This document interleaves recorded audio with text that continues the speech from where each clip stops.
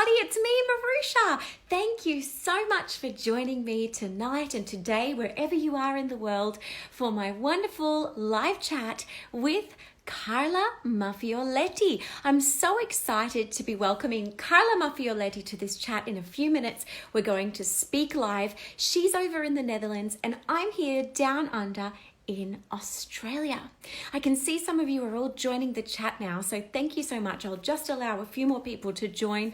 I know sometimes we like to be fashionably late. If you have any questions, please write them down below in the comments box. I just am so excited to speak to Carla because Carla and I have known each other for a really long time, since 2007 when we were both touring with André Rieu. And it's just so wonderful to be able to speak to each other over social media. Now, in the meantime, while I get Carla to join this chat, I would love for you to have a listen to one of my favorite moments, and I think probably a lot of people's favorite moments out there, of Carla's performance of the song of Olympia. Here it is.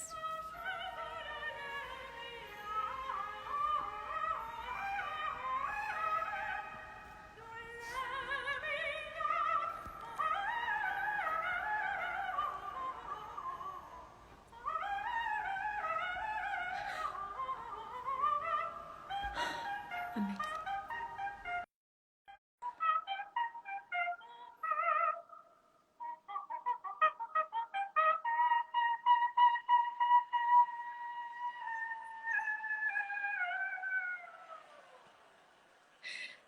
Please welcome to the chat, all the way from the Netherlands, originally from Brazil, Carla Maffioletti. She's about to join us. Here she is. Hello! Oh my God! My gosh! It's so good to see your face. Wow! Oh, amazing, Carla. Look at you! Look at you! Oh, Mirusia. it's just so beautiful to see you, Carla. I'm actually a bit nervous to talk to you tonight because Why? even though you're one of my really close friends, I still really admire you and all the work you do, and I still fangirl every time we meet. I'm even shaking a little bit because I'm just like, oh my gosh, she's just so gorgeous. Crazy! I love you. You know, I have the same with you. Since you arrived, the first encounter were like, oh my gosh, from which planet this girl came from? She's so great. And you are such a great person. I think it was such a lovely time what we had. Amazing in everything you do, and you are inspiring. You are really much farther than us. You know, you are with everything. You know, you're just brilliant in everything you do. I'm a big fan too. You, I was like, oh my God, I'm talking to Mirusia. I was very excited. Thank you so much, Carla. But I think it's so amazing that we're all on our own journey in this life and in our musical career. And your journey is particularly interesting. And I think for a lot of the people that are watching out there today and tonight, wherever you are in the world, because we have quite a worldwide international audience. Yeah. And this is something very unusual for artists, that we have fans and followers and friends from all around the globe, not just from one or two countries, but really from everywhere. And this is particularly in your case, Carla, because you're from Brazil. That's where you were born. Yes. But you moved to the Netherlands and you studied opera in Maastricht. Can you tell us a little bit about how it was to go from living in Brazil to then moving over to the Netherlands to study? My God, it was really amazing because I remember that I packed two suitcases because I was going to arrive to study for 2 years to do this master. And I arrived, and I remember in Brazil was like 40 degrees, very hot. And I arrived in the Netherlands, it was 6 degrees. And for me, at Brazil, I was a shock. And I remember walking to the conservatory with my coat that I thought it was warm, but it's not warm at all. I was freezing. Yeah. And then I arrived in the conservatory I was already singing in Brazil, but I was very not shy. I was never shy, but I was very simple. And when I arrived there, all my colleagues with makeup, rainbows and shawls and stuff, like you're already a diva pack. And I was in shock. So the first thing I did when I walked back home was to buy some makeup and blush. Oh, it was really like a new life was starting.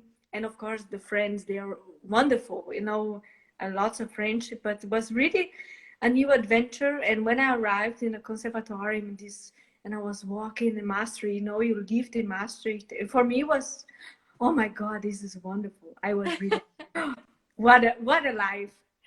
It's so amazing. And what about the culture shock for you? You were speaking Portuguese at home, and then suddenly you're in the Netherlands. How did you pick up Dutch? Was it quite a quick, you're very good at languages, aren't you? So did you pick it up quickly? Or was it one of those things that you were like, I don't know what's happening? Yes, I was quite pick quickly, because in Brazil I studied a little bit German. I studied 1.5 year German, so the grammar I already had. But of course, I thought I would understand everything with my German, and when I arrived in Netherlands, I didn't understand a thing. And I said, oh my God, what they are talking about? In the south, they have the dialect. Yes, that's true. In Maastricht, they have a totally different dialect. I'm not sure if a lot of people know this, but the Netherlands itself is such a small little country, especially compared to a country like Brazil or Australia. When we think of the Netherlands, I think it's something like almost a third of the size of Tasmania in Australia, which is the little island that you see underneath Australia, where Gary Bennett comes from, by the way, everybody. And so it's such a small little country. So it's so hard to imagine that every province and every little area has its own dialect. There's just thousands, and the Maastricht dialect is a hybrid of German and French and Dutch, and it's quite tricky to understand. Yeah, it is everything together. Yeah, so I really I knew German. I said, wo bist du? German, and then I said Dutch. I study. Okay, waar ben jij? Dutch. Where are you? And in Maastricht, they say, wo bist du? And they said, what?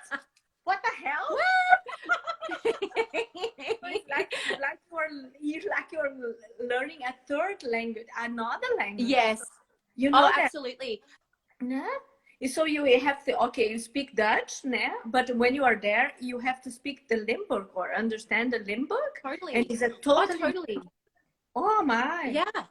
And I remember when I started working. Yeah. When I started working with Andre, I remember we were having these dress fittings because it all went really quickly for me. I flew over from Australia, and the next minute I'm on stage in Boston. And in between, we had to fit costumes.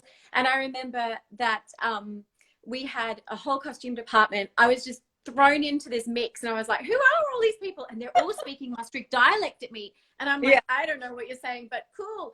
And it was really, really hard to understand. It took me a few years to really get it. And my husband, Yuri, he's from Maastricht originally. And so he speaks the Maastricht dialect. Actually, he's from Smeermaas, which is in Belgium, but he crossed the border all the time. Totally different accent again. Yeah, every 5 kilometers on the language, you get like, it's like, what's happening? But anyway, so you went to Maastricht. Now, this is the moment that everything happened for Carla Maffioletti with the launch of your international career. You studied in Maastricht, and suddenly there is this guy called Andre Rieu, and suddenly you're working with him. Tell us about how you started working with Andre, because it's such a lovely story. Yeah, really funny, because I was already 2 years there, and my colleagues, they were singing in a choir in this Bolero de Ravel, and he was touring with some singers, all 12 females, and everybody who was singing there made also huge careers in opera and everywhere.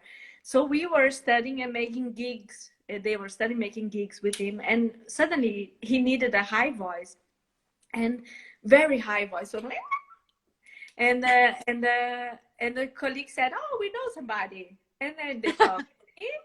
And then I was there. I didn't know him. Sorry, I must say that I was so involved in the school and stuff. And I didn't know exactly. I heard the name. I was studying with his brother. He was co-repetitor in the school. So I knew his brother before him. Right. So we did many things together. I sang compositions of his brother and was really, and then I went there to Andre, and when I went to do an audition, and when I arrived there, lots of cameras started to follow me, and it's like, what's happening? And I was going to Andre, and then I went there, hey, hello, very friendly and stuff, and he sat in the piano. Can you sing this? And I sang that, and everybody was filming. We had a camera here, like, and I had to sing. But it was, anyway, it was a shock contact because it was a huge complex, and it clicked. It clicked, and I did this tour, and I was, after my study, few months in Brazil, and then he called me, and then I joined, and so it was like from conservatory directed to him. It was like a click. We just match, and was I think that that's what Andre does too. When he auditions people for the orchestra or soloists like us, I think that there's an immediate click there. And if that click doesn't exist, I think it doesn't work. It never will work. And I think it's like that in life too. When you meet people, just new people on the street or at the shops or whatever, and you click with each other, you kind of know, oh yeah, I think I can be friends with that person. Although sometimes I feel the older you get, it's a bit more awkward to say, will you be my friend? But I mean, I've met so many people in the last couple of weeks, because in Australia, we're all coming out of isolation. So we're all gathering now in small little groups. It's still not as free as it was previously. But, you know, we'll be at the playground and the kids will be playing in the playground. And I meet these parents and I'm like, hey, you know what? I could actually be really good friends with you. But it's awkward to say, will you be my friend? I think, you just find it. You don't need to. You do have a click. And I think, Carla, when you and I met, we also had an instant click. So the first time that we met was when we did the Efteling DVD. Yes, I remember that. Oh. Yeah, and we were dressed up as princesses, and we sang "Someday My Prince Will Come." Yeah, I wanted to remember that. Oh my gosh, we all got a different tiara. I remember that Gosha, who is our costume girl, she comes in and she's like, these are all the tiaras. You girls all get to pick one. And there were 4 different ones, and we all picked our own little tiara, and we all got to wear our own white dress, princess dress, and we all got our own castle, which was amazing because we're all princesses. It was so fun. And I think working with you that first time, it was really brilliant, because I was already such a fan of you, and then to meet you in person was like, whoa, here she is in person. And the thing that stood out to me the most, Carla, was that you're such a petite person. You're so petite. When you walked in the first time, I was very surprised, because you're so much shorter than I am. And you're like this little package. But then when you sing, there's these high notes and they come out of nowhere. And it's unbelievable. Everybody watching. Oh my goodness, if you and Joan Sutherland did a duet together, it would be funny. It would be amazing. A purse like hanging. You probably could. It'd probably be one of the most amazing duets, though. One of our people here is asking, how tall are you? Well, I'm 154. I was, I think, 154 and a half, but I think this half is already gone. I don't know. Yeah. But I'm proudly 154 girl. And sometimes when I love working with you. Yeah. I love working with you, Carla. Meet me in the street and they say, are you, Carla, I thought you were are you Carla Maffioletti? And I say to them, oh no, she's much smaller.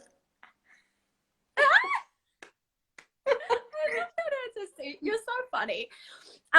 Carla, we worked together with Audrey for many, many years, and I'd like to sort of touch on that because that's how we connected with each other. And I've got we've got a little comment here, klein maar fijn, which in Dutch means small but wonderful. And I think that's very, very cute. And somebody's asking me, klein maar fijn. Klein maar fijn. And somebody else is asking, how tall are you, Mirusia? And I'm exactly 10 centimeters taller than Carla. So when we were performing on stage together, I often would wear smaller heels and Carla would wear like platforms, like the Spice Girls, so that we were kind of equal height, but it still didn't really work out. Now, I've got a few questions here that people have sent in before, and that is, what is your favorite? This is a question from Senelfi. What is your favorite song or performance of each other? Of each other? Yes. Yeah, that's a nice question. That's a nice question. I remember, for example, my first impression from you was this amazing Son pour une voix. This vocalise you did, that was the first impression. This purity, crystalline sound timbre that goes really into your skin. You know, you are really an angel, and you were flying. I remember it was very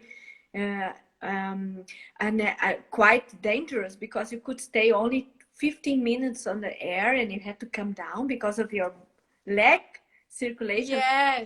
Were pulled up in the air, and you were singing this beautiful vocalise, you know, beautiful tone, and that was for me the first amazing shock. And of course, and then you grew in the repertoire, and then suddenly you were singing Evita, né? You were singing Blown Away, you know, this drama, this woman that comes with first the girl with an angel, and then you see a full grown-up woman with this dramaticity of the song. So for me, it explains a little bit this growth from the vocalise and Evita, and I really loved it. I think it's so wonderful to see how you every year, every repertoire, you were like bringing other colors and other emotion and growing as a person. Thank you so much. When I think of you, Carla, I'm always astounded with the fact that you can be off stage and backstage with us, and you're just always having so much fun, and you're always laughing. Like, if you want to see Carla, you just look for the girl who's laughing. Like, you're always laughing and having such a good time. But the thing that for me that makes the biggest impression on me is the fact that you can do all of that and have so much fun, and then the next minute you can just flick a switch, you walk onto stage like a true professional, and you sing these incredible high notes that are just so, oh my goodness, you blast the roof off. One of my favorite performances of yours is, of course, I just played it, the Song of Olympia. The reason why I say that is because when we were touring together for a number of years, this was your main aria. Yes. And every night when you sang, I would go to, behind the stage, there is a section where there is a man called Michel Fizzano. He is Agnes's husband, and he mixes the screens. So what you're seeing on the screens on the side of stage, he's actually live mixing that backstage. So we as performers can go to where he is sitting very quietly. We don't want to make much noise, but we can watch the show. We can watch it on like 16 different screens because there's all the camera angles from the live cameras and the static cameras and the ones that are the robotic cameras. And so every night when you were on tour doing Song of Olympia, I would be standing there at the screens just to watch you sing it, because I just couldn't believe how every night after night, there you were hitting the notes, true professional, and then you come off stage, you're like, that was so great, jokes. You're so amazing. But the high notes for me, yeah. And Inika Cornelisa is saying, yes, the Song of Olympia was unbelievably beautiful, which it Oh, is. It's oh, thank and I've never heard it sung like you. you sing it, Carla. And then with such pizzazz and such comedy. You're hilarious. And I think a lot Oh, of people see that. All right. My next question is thank you. Lovely. my next question relates to that song. So Tony Kilby has asked, do you enjoy singing Song of Olympia? Because you look as though you are having the most fun ever. Yes, I love to sing. I love to sing that because it was technically a challenge. So I as a singer, I was like, oh, I have to hit those thousand of notes, né? This, there's not a line. It's really thousands of notes in one area, and of course, every time I was creating a different choreography. So to have fun, and I was surprising Andrea with the choreography, or I was surprising my or the orchestra, or Yeah. I really reinventing every time I was doing, so I was not repeating, and some variations, also musical variations. I started singing very clean, and after I was doing variations, here high, here another melody. So for me, it was really like every time a new performance, a unique performance. I was not singing everything. I was making musical variations and making fun choreographies. So Yeah. and gave me totally to carte blanche, so I could do whatever I wanted. And it's dangerous for me because I never know what I'm gonna do. I'm very spontaneous. I love that. Very nice. Yeah, I loved it. It was really unforgettable. All right, we've got one last question here from Janelle Rech. She wrote in earlier in the week and said, I would like to know how the soloist songs are chosen. Are they theme related to the concert? And do the soloists have any say in what is chosen for them? Well, very good question. It's a working process. Of course, Andrea, with his knowledge, he has a lot of repertoire he wanted to perform. So he comes with suggestions, but sometimes we bring lots of stuff. You brought lots of stuff now for the show. Yeah. Brought lots of idea. For example, for the concert Love in Venice, we were searching for an Italian aria, so I brought lots of arias. Yes. And one of my favorite areas, that's Caro Nome, and he liked. And that's the way it is an exchange. Olympia, it was the first area he already did many years ago on tour. And already he knew that it was nice on the show, and I did that. But it was really an exchange. And of course, he likes, he loves all this operetta. It was a new world for me, and was lovely to do that. And of course, some songs like Brazilian songs that so it's really an exchange, very lively. We are also creators, né? Like when we did Mirusia, we did arrangements, vocal arrangements together. All the time. Yes, I think all the vocal arrangements that we've done, that you hear us sing together on stage, especially when they're done the first time we air a song. Like, for example, we were the first ones to sing You'll Never Walk Alone with Andre. So we made that vocal arrangement ourselves, the harmonies and all the things you hear. We sit together with, usually the three girls start together. So we sit together and sing it. And then we get the guys in, and then we all sing together. And then we go out to Andre and the orchestra, and we do one big rehearsal. And usually on take one, we're pretty set. Like, we're pretty ready to go. I think one of the hardest, probably one of the most challenging moments, and we spoke about this yesterday. Carla and I had a little catch up yesterday before our chat today, but we did it on the phone. So I actually haven't seen Carla like live like this for 2 years. It's so sad knowing that we should have been able to catch up last month in the Netherlands. But one of the most challenging songs that we did, one of the most challenging songs we did was, of course, Leonard Cohen's Hallelujah. Yes, that was amazing. This was a 10 huge minutes. challenge for us. I think We did the whole arrangement. It was, yeah. I remember we were practicing and by for heart, the great sing by heart. Yeah, it was like that. It was like we were practicing for the Vrijthof with the Josti band, a band from the Netherlands, and they were our special guest that year. And one of their songs was Hallelujah from Leonard Cohen. And then suddenly Andre said, let's just get the 3 soloists to do it. And tomorrow we're doing it on stage at the Vrijthof and we're filming it for DVD. So we were like, what? Yeah. And I think it's been captured on one of the reality series that we did, one of the Welcome to My Worlds, where Andre just says, go and learn it.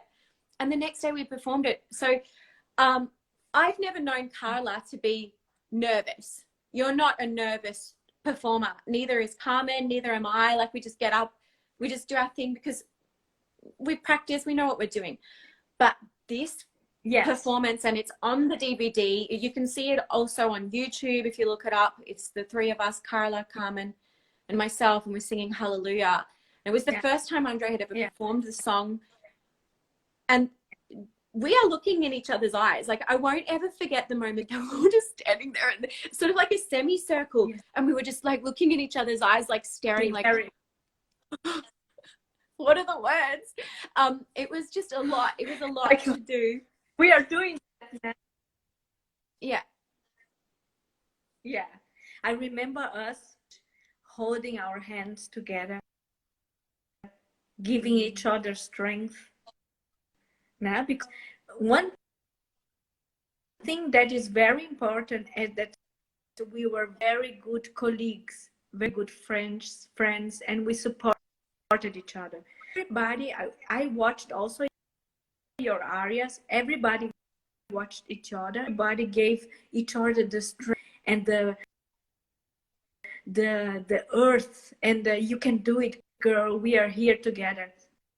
Correct. One thing that you can never take it out is this feeling of being taking care of each other. And I remember us before going on stage, and imagines where it was very emotional.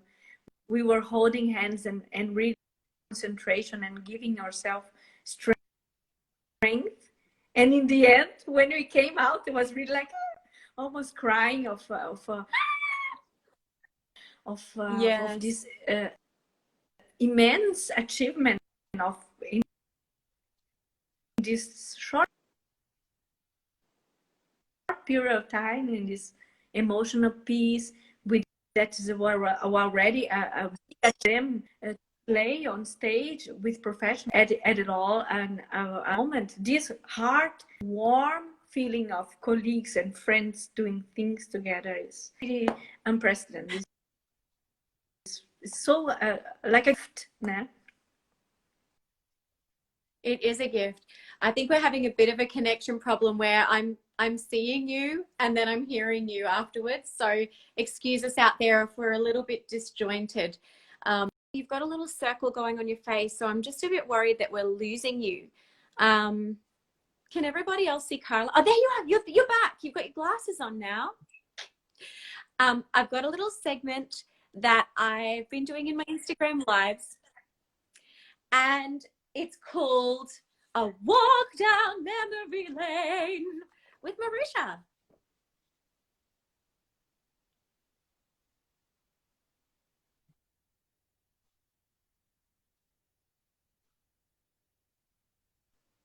This is one of the Vrijthof concerts.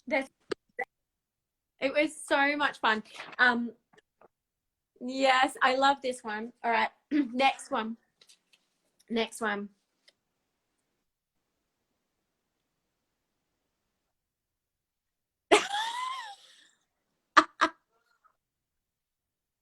This was in China. We grabbed a random security guard in China because he was so serious, and he was really really serious. And we just took a photo with him. It was so funny. And we just took a photo with him, and we were just like,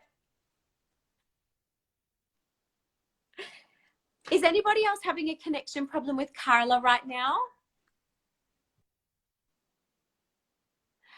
Carla, we might have to disconnect you and reconnect you. I'm just going to take Carla out of the chat and I'll reconnect. Go. Sorry about that, guys. Sometimes we have a little bit of a problem, but we're going to deal with it. Everybody, please send me some more questions if you would like to ask Carla something else while I add her again to the chat. Here we go. We're going to try again. Sometimes it's just one of those things where we have a connection delay. Yes. She's back. Hello. Oh, yeah. Is that better? Yeah. Yeah, not. Yeah.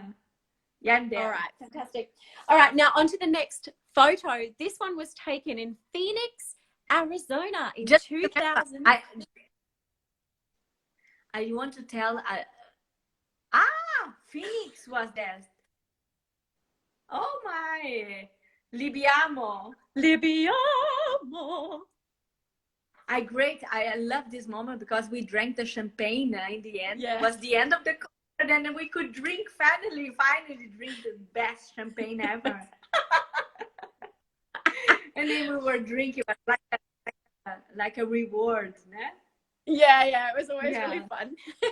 All right, I've got one last memory lane. This was the moment that it was a very exciting moment for both of us as we were representing Andre Rieu Productions at the Sochi Winter Olympic Games. We became the curling. We were in the event of curling. You can see us there. We're really into it at that moment, really curling there, as you can see. So great. We were still laughing. I know. Eliza Turner, 1123, is asking us, who is the funniest person in the orchestra? I don't know. Oh, they're all very funny. I think they're all so unpredictable. Yeah. No, I don't. But Ruth was really unbelievable. Yes. He made him always laugh. We were always like.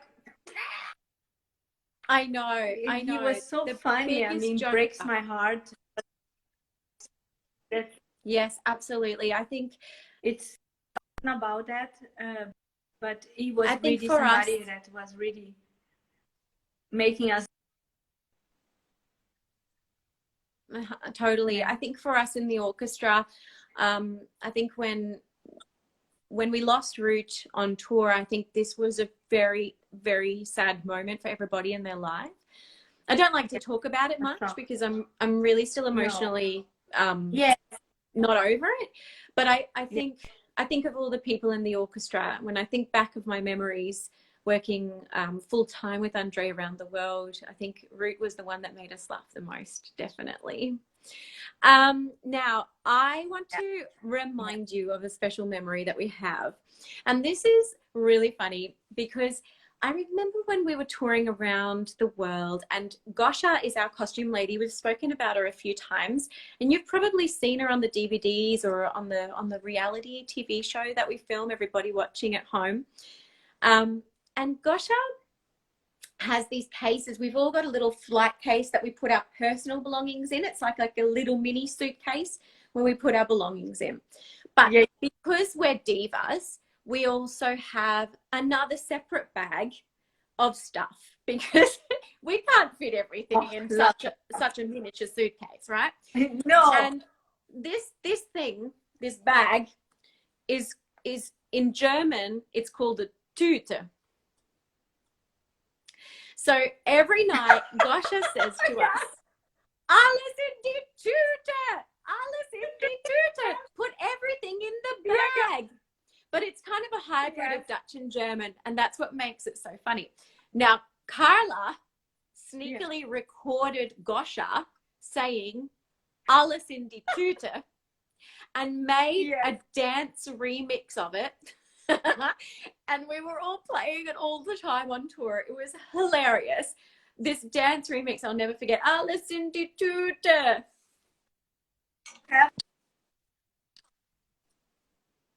I Hilarious. It was hilarious. I think you're going to have to release that track on SoundCloud or something. It's so funny. I think people would love to hear it. Yes. Carla, we seem to be losing you a lot. This connection is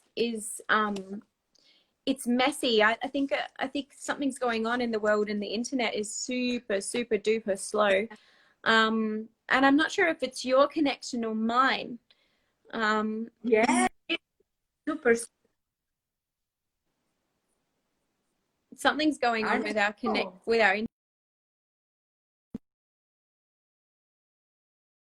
nowadays. But we're gonna keep trying to talk for a little while longer, because I'm just really enjoying speaking to you. Carla, I want to talk about what happened in your life, because we worked with Andre Rieu for a number of years. But I think one of the most amazing things you've done is to become the prima donna of the opera houses in Gießen, in what was the other place called again? Lucerne in Switzerland, and Gießen in Germany. Can you tell us a little bit about your time as the prima donna of these beautiful opera houses and some of your favorite operatic productions that you did? Well, as you know, and you did opera as well. Opera is magical, because you have to learn these wonderful roles, and it's a big production. So you have costumes, you have choir, orchestra, and you have this wonderful music. And my heart as a singer always wanted to do opera. Now my dream, and then I had the chance to go back to the theater in opera, and it was wonderful.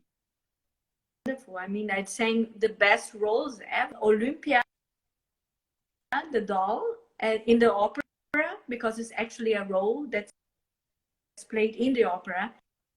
So the Tales of Hoffmann, I sang Musetta, like you always imagine this Puccini role with a hat, with a big dress and a cul-de-sac. It was really wonderful.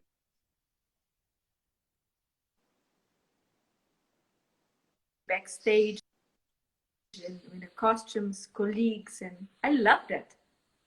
Oh, that's amazing, Carla. And can you tell us a little bit more about what you've been doing lately? Because you now have your own cooking channel on the internet with Alma Lutes, which is your group now that you've been touring internationally with. Can you tell us a little bit more about Alma Lutes? Yes. Thank you for it's really the ever. I find myself back to my roots as a classical guitarist, and I have a duet with Yuta. Yes, she's my partner, and then we tour. We make wonderful music. We released now the CD Le Chemin.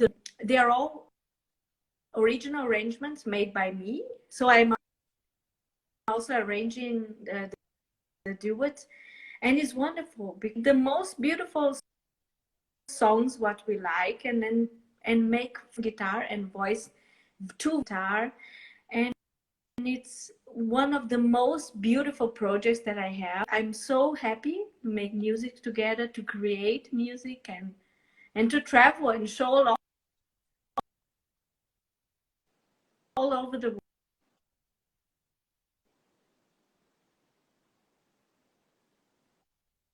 You have faced that, so it's a moment for arts.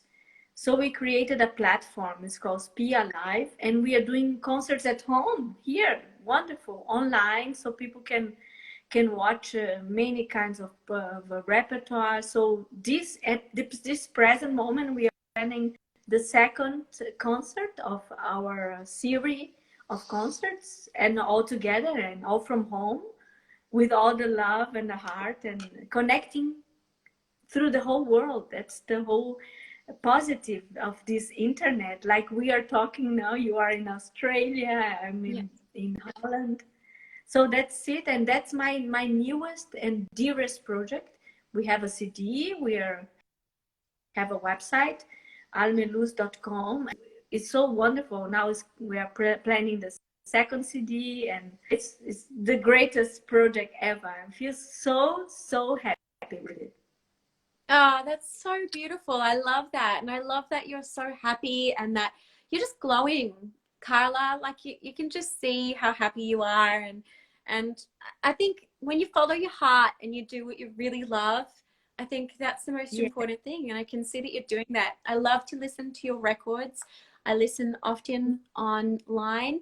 But the most important thing that people need to realize is that streaming on platforms like Spotify or Apple Music, it isn't really the best way to support an artist.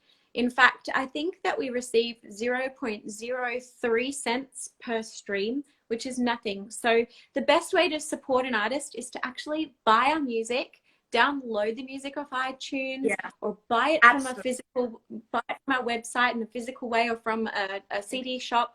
It's the best way to support an artist. Or come and see us live when the life gets back to normal. I think one of the questions that's come past from a lot of people on our chat today was, how are you dealing with life now during coronavirus, COVID-19? How has this affected you? I'd love to know, Carla, from you, what are you looking at now with regards to when COVID's finished? How are you looking at moving on with your concerts? Yes, for bringing this point about Spotify and Apple Music, because that's not there to help artists. That's against. We earn so less. Now that we don't have concerts, we feel how bad it is, because many things of revenues that we are like helping they come, and then we see that it's absolutely. So my last CD, for example, this one I'm not gonna put on Spotify and Apple Music, because I want just to sell directly to the person, because it's of course a big investment and is doing with all the love. I think it's the most fair thing. I thank you for bringing this point. Things have to change, and the art and the concert have also to revive it. For example, this platform I'm doing live, it's with ticket sale. So I'm not really just putting in the air. I'm singing for the person who really commits to culture, who really connects to the artists. So I think art, despite of this big media and internet, has to find a way, fair way, to help the artists continue, to help culture to be a valuable thing, because we are an important industry in this world, not only bringing joy, but it's a whole thing that involves culture, is concerts, is travel, is food, is it's an amazing platform. I think now is the moment to take care that not going to our rights and not going to lose our value, despite of this broad reach. So we have to find a balance. That's it. Absolutely. There is definitely a balance to be made. I think a lot of people are also so used to having music at their fingertips, and a lot of people want things for free, but they have to realize that being a performer, when we're putting our things out there for free for you, we're still not getting paid for it. You wouldn't expect a doctor to come to your house if you're sick and treat you for free. Same as you wouldn't expect your electrician to come and fix your electrical stuff for free. We're just the same. We're doing our job, even though it sometimes doesn't feel like a job because it's so much fun, especially the fun that we've had on stage, Carla. It really is a very special life that we have been able to be part of each other's life as well, to share part of the journey. I'd like to just close by giving a chance to speak in some of our other languages to the people that are watching out there that don't speak English. Carla, you speak Portuguese. It's your language. It's your native language. Would you mind just giving a little closing thought to your Portuguese fans out there? Yes! Oi, tudo bem? Tem alguém que está falando português aí? O brasileiro tá às 5 horas da manhã, é muito cedo, mas um beijo para vocês, para todas as pessoas que falam português, do Brasil, de Portugal. Um beijo! Beijo! I love that. I love your language. It's lovely when I'm sitting backstage with you and Carmen and you're both like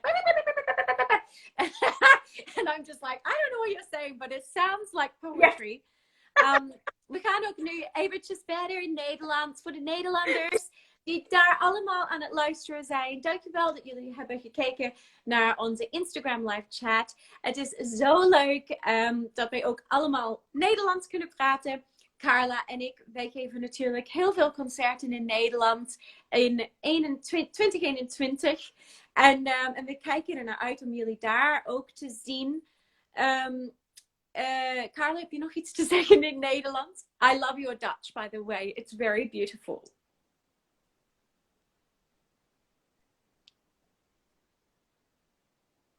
In Nederland natuurlijk. Ik praat een beetje Nederlands. Nederlands is mijn huis. En ik ben heel blij in Nederland. Ik denk dat Nederland is the best land om te zijn in deze periode. Is heel open, relaxed en de mensen hebben en verantwoordelijk en die zijn vriendelijk en ik heb een leuke tuin en ik voel me helemaal thuis in Nederland. Beautiful, Carla. I think the internet is very slow today, so we might have to wind it up. Carla, thank you so very much for joining us here tonight on Instagram Live. Everybody, an applause for Carla. Please show us your love hearts on the side there. Press the hearts to show us some love. Love to see all the love coming through. Thank you for joining us, Carla. I love you so much. You're one of my dearest friends in the world, and I can't wait to sing with you again. We've shared so many special times, and I know that there's more special times to come. So much love. Thank you so much, Carla. Much love. Thank you, my dear. Love you. You are amazing. Success with your new tour and new Seekers album. Thank you. Bye, Carla. Right, everybody, thank you so much for joining us here tonight on Instagram Live. I'm so sorry there was some connection problems. Oh my goodness, that is just life sometimes, but we got through it. Thank you so much for being patient. Thanks for all your beautiful hearts on the side there, sending so much love out into the world. Stay safe, stay happy, stay connected, and we'll be speaking to you again very soon. And to play us out, here is Carla singing the Italian street song.